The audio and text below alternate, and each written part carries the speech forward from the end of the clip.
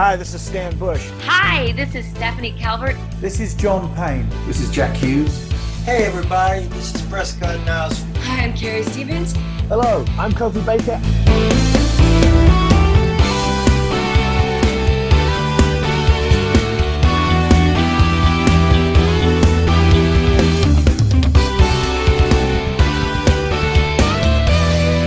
And you're listening to Play That Rock and Roll. MTV is a topic I love talking about on the show. And I find it interesting that you guys put out, it was Allied Powers like a month before MTV debuted.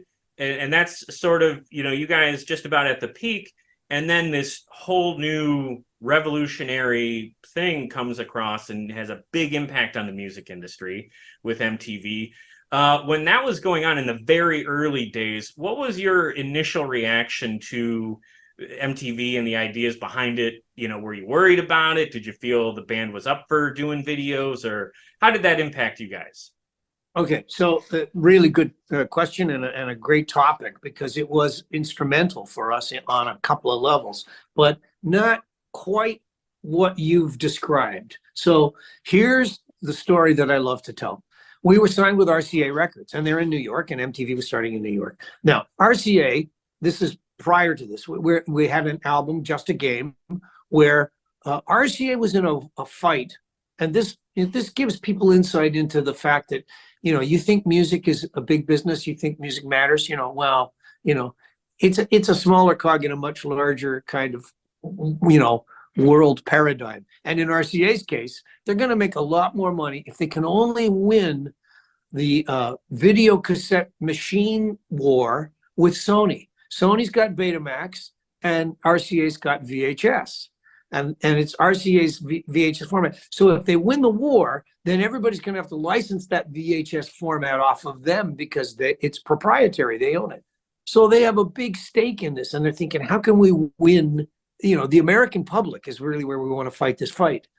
So they go, I know, we'll put a VHS machine in every record store across the country, and we'll put one of our acts, on a tape loop in there, and it'll play, and everybody will be seeing this thing going, the marvel of this tape machine that's playing these things, meanwhile with the RCA logo on it, brought to you by RCA, So they probably have a meeting at their boardroom table and go, well, we'll use Elvis. And they go, no, don't use Elvis. Like, this has got to be hip. We can't keep dating ourselves, Right. So they go, well, and so Mike Levine, he sort of catches wind of this and goes, well, give us money and we'll shoot some videos.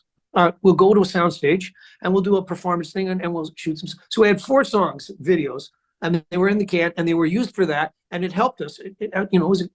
RCA really did kind of, go to the wall for us in terms of marketing and promoting that record, and they did a great job. So now MTV starts, and MTV in its early stages, there's not enough videos. Nobody's made enough videos. They're playing Michael Nesmith videos 3 times a day because they haven't got enough stuff. A lot of Rod Stewart. Yeah. So they're scrambling around, and they're going, what do we got? And so RCA is there going, well, we have this band Triumph. And they go, okay, well, let's see it. So there was a thing that happened when we shot the song Lay It on the Line, where there was a camera that was shooting a close-up of me kind of, like this as I'm singing. But in the background, a flash pot went off. And so the bulb of the camera just went, wow, like whited out, and then came back. And there's Rick singing his song.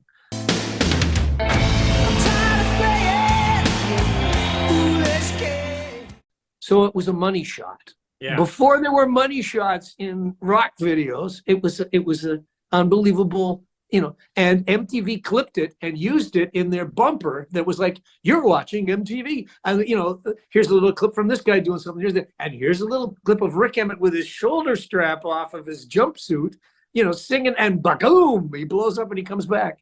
So we were darlings of MTV.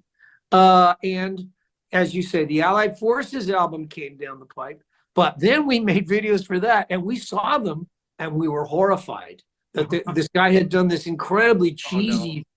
Oh, no. Oh yeah, because he'd done a thing.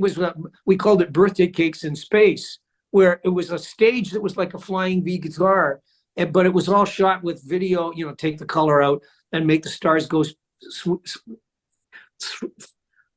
shooting past, and all this stuff, and then get a machine to blow Rick's hair. And it looked bad, and we went, "Oh, we got to bury those things," and we did the best we could.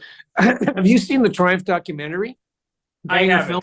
No. Okay, but- so Banger Films did a documentary, and one of the things they do is they have like a laptop, and they put it in front of a guy like, say, Sebastian Bach, and they go, "Hey," and because he's a Triumph fan, right? And they go, "Hey, Sebastian, you ever seen this?" And he's sitting there, he's going, "I've never seen this. What is this? Oh my God!" There's a chick. She's lying in a bed.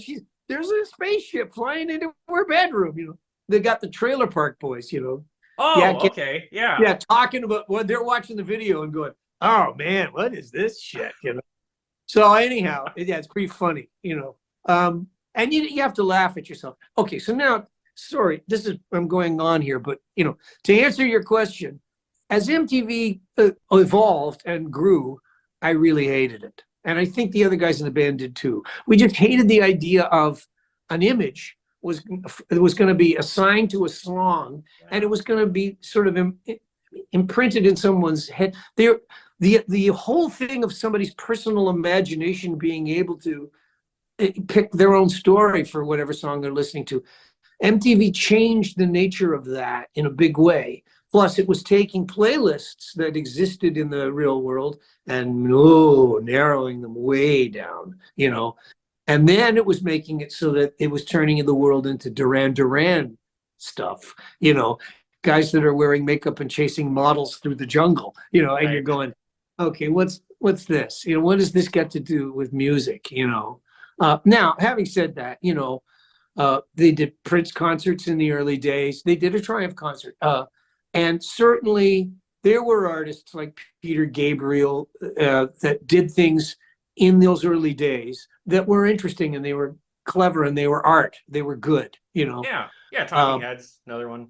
Yeah, sure. I think the Dire Straits "Money for Nothing" one was one of the first times they sort of had a computer doing animation, and it was.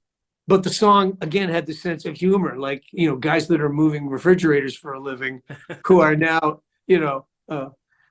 critiquing videos they're watching on the TVs in the show. And I went, okay, that's pretty good, Yeah. But by and large, after a while I was going, we'll just do concert videos, come on, let's be like Springsteen, and let's really just, be honest here.